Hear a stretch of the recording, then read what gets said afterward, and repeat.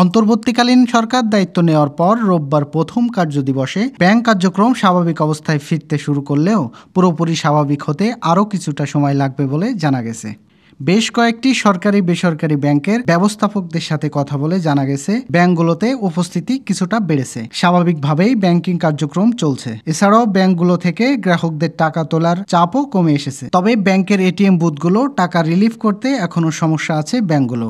যশোর সোনালী bank corporate শাখার deputy general manager Moniruzzaman বলেন, কেন্দ্রীয় ব্যাংকের নির্দেশনা মোতাবেক গত সপ্তাহে নগদ টাকা ব্যক্তি পর্যায়ে উত্তোলনের সর্বোচ্চ সীমা ছিল 1 লক্ষ টাকা এবং চলমান সপ্তাহে সেটা 2 লক্ষ টাকায় উন্নীতকরণ করা হয়েছে। এই প্রেক্ষিতে আমাদের কাছে গ্রাহক পর্যায়ে বিভিন্ন সময় যোগাযোগ করার চেষ্টা করা হচ্ছে যে কেন এই সীমা বেঁধে দেওয়া হয়েছে। আমরা তাদেরকে অনেকের মধ্যে প্রশ্ন আছে যে আমরা তাহলে কি আমাদের টাকা ফেরত পাবো না, টাকা আমরা তুলতে পারবো না আমাদের ইচ্ছা মোতাবেক।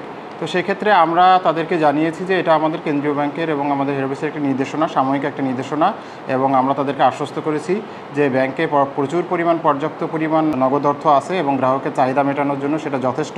গ্রাহকদের উদ্দেশ্যে দৃঢ় কণ্ঠে বলতে চাই যে আপনারা নিশ্চিন্তে থাকেন, যে কথাগুলো হচ্ছে এগুলোই কোনো কান দিবেন না, এটা সম্পূর্ণ গুজব এবং অপপ্রচার। ব্যাংকে পর্যাপ্ত পরিমাণ নগদ অর্থ সঞ্চিত আছে। আপনাদের নগদ টাকা যখনই যে পরিমাণে দরকার সেই পরিমাণে আমরা নির্দেশনা পেলে আমরা সেটা সরবরাহ করতে পারবো। সুতরাং এই ক্ষেত্রে ব্যাংকের টাকা উধাও হয়ে গিয়েছে এরকম কোনো গুজবে কান না দেওয়ার জন্য গ্রাহকবৃন্দকে বিনীতভাবে অনুরোধ করা হলো। 2 লাখ টাকা 1 লাখ টাকা যেভাবে ব্যাংক দিচ্ছে এতে তো আমাদের সমস্যা সমাধান হচ্ছে। আজকে আমার সোনালী ব্যাংকের মাধ্যমে এক্সপোর্ট হচ্ছে $50,000।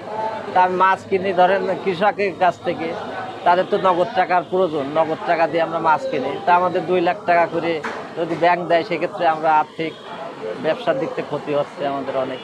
সাউথ ইস্ট ব্যাংকের জেনারেল ম্যানেজার AKM আসাদুজ্জামান সোহাগ বলেন, আইনশৃঙ্খলা বাহিনী পুরোপুরি কাজ করবে তখন এই পরিস্থিতি ঠিক হয়ে যায়। টাকার কোনো ঘাটতি নেই, ব্যাংক বলেন শাখায় বলেন টাকা পর্যাপ্ত ব্যবস্থা আছে। আমাদের এটিএমগুলোতেও টাকা পর্যাপ্ত আছে, কাস্টমাররা তাদের টাকা নিতে পারবে। এই পরিস্থিতি স্বাভাবিক হলে নিতে পারবে আশা করি। ব্যাংক কার্যক্রম স্বাভাবিক হতে চলতি সপ্তাহ লেগে যেতে পারে মন্তব্য করে এই ব্যাংক কর্মকর্তা বলেন, আমরা আশা করছি চলতি সপ্তাহের মধ্যে আইন শৃঙ্খলা পরিস্থিতি অনেকটাই স্বাভাবিক হয়ে যাবে। তখন ব্যাংকিং কার্যক্রম আরও নির্বিঘ্ন হবে এবং লেনদেন স্বাভাবিক পর্যায়ে চলে আসবে। খায়রুজ্জামান আকাশ, গ্রামের কাগজ।